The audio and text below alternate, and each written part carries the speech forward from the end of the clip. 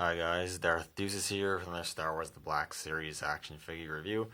We've finally gotten some new Black Series 6-inch figures released, and we're going to be taking a look at the 6-inch Range Trooper that has been released as part of the new Solo A Star Wars Story wave. So this wave hit stores officially last week, the 13th of April. I didn't actually find these until today, and this day is 4/20, which was the original release date. They just didn't show up around here until now, and I didn't actually find this at like a big retailer. I found it at EB Games up here in Canada.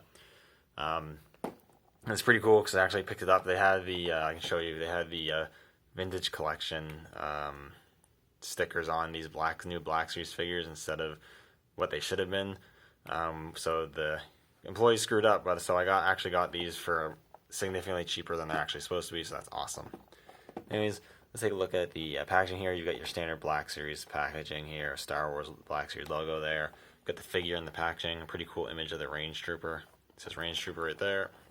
On the back, you get a bigger image of that. And you have a quick read-up which says, the Imperial expansion requires the settlement of vital operations on remote outpost worlds. These frontier stormtroopers form a backbone of stubborn defense against would-be thieves and pirates. So I'm assuming these guys' function is like they'd be posted on like backwater worlds to guard their Empire's interests there. We did see a little bit of them in action in the new trailer, so that's pretty cool. Anyways, that's pretty much it for the packaging. Just gonna crack this guy open and we'll take a closer look. Alright, I've got the Range Trooper out of the packaging, and this is a really cool figure. Honestly, I mean, I'm always a fan of Imperial Troopers. They're always some of the things I'm definitely looking out for when I'm picking up Star Wars figures. Like a lot of people, they're some of my favorites to collect in the Black Series line because they're usually done pretty well. And I was definitely expecting to like this, but he's better in some ways than I expected him to be, and then he's what I expected in other degrees. So yeah, I was taking a closer look here. I really do like the helmet. The helmet really reminds me of like a mix of like, I guess, the Snowtrooper and like the assault tank driver. So I think that's pretty cool. It definitely takes inspiration from that, but you got like the black middle piece here, which has some really nice sculpted detail. And you've got this nice weathering that they've added to him, this gray sort of dirt and scuffs they've got going on, or like soot or something, which is really cool. And you've got like the black details on it. And you've got the gold visor. It's a very interesting choice of visor color, but I do like it. It makes him more unique. That's really cool. It kind of reminds me of Halo. It actually kind of reminds me of the Halo EOD helmet, if I'm being honest. It's kind of funny. As you can see here, this is actually like a soft goods. You got a soft goods fur for this top part, which I really like. It really gives them a, sort of like they say, frontier soldier. It gives them a very cold weather frontier sort of feel with this soft goods. And it's a really nice, I'd say it's a decent quality. Feels nice and soft, and you can, do what you want with it. I'm sure you could pop head off and take it off if you wanted to. Not going to do that, but yeah.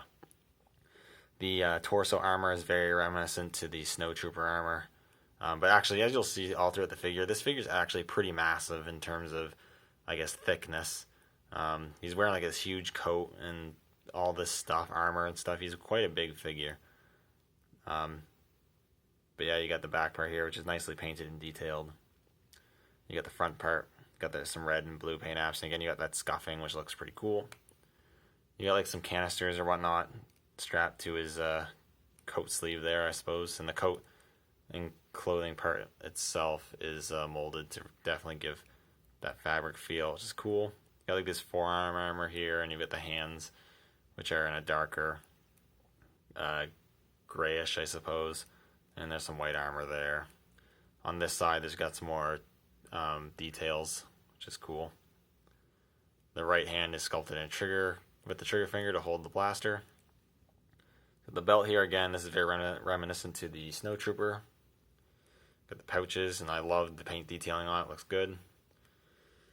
The camo itself looks really good as well. They have this really nice sculpted fur detailing on the inside, which is really cool, and you got these straps on here as well, which is cool. They go around the legs.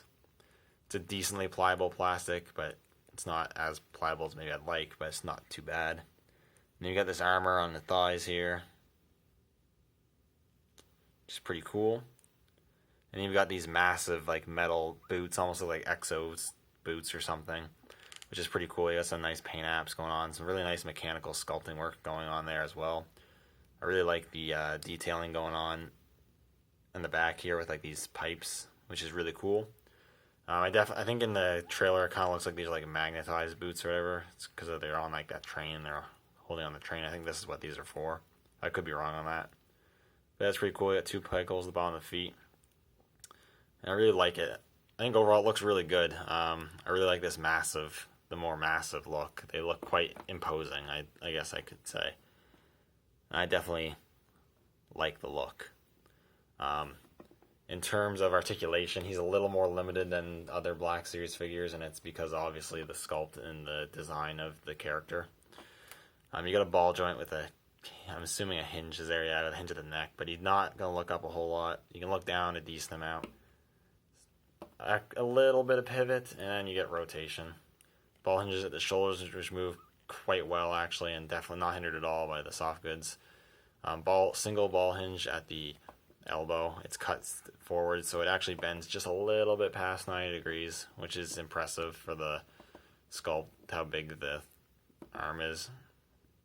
And you have ball hinges at the wrists, which are a little bit hindered, but it's not too bad. A ball joint at the torso that really doesn't crunch or forward or back at all, but it does rotate. Ball hinges at the hips, which are quite hindered. He is really not moving his legs forward at all, which is unfortunate. Yeah, it's just not really happening. That's about as far as I can go, and I really feel like I'm forcing it, so it's kind of sucky. But it does go quite far out, and this doesn't hinder it too much. You have a swivel cut at the thigh. Only a single ball hinge at the knee. This is definitely a downgrade. I can kind of see why they decided to go this way. It's probably because of such big legs and armor, but it still kind of sucks. It's only a single hinge. And then he has hinges at the ankles. I kind of really like how these work. Looks pretty cool.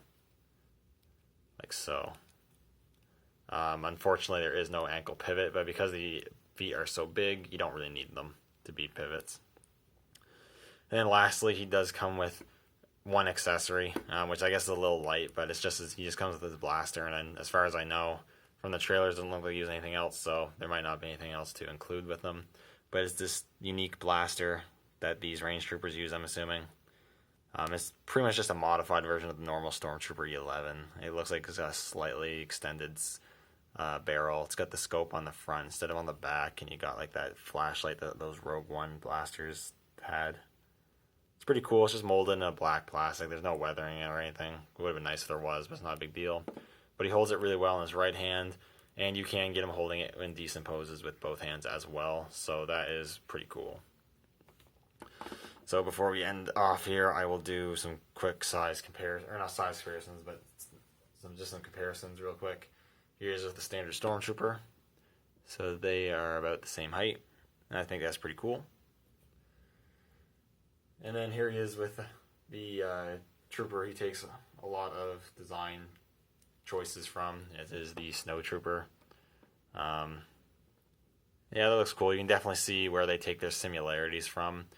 I honestly have to say the Range Trooper looks like he's more ready for winter than the actual Snow Trooper does. I just find that kind of funny. But yeah, that's pretty much it. Overall, I think this is a really good figure. Obviously, it's not like a main character, so if you're only collecting like essential characters, then he might be an easy pass for you. But if you're a troop builder, you're definitely going to want to pick this guy up. And even if you're just a Black Series collector in general, I think you're going to want to have at least one of these guys in your collection. He's really cool. Anyways, thank you guys so much for watching. Let me know what you think in the comments down below. And may the Force be with you.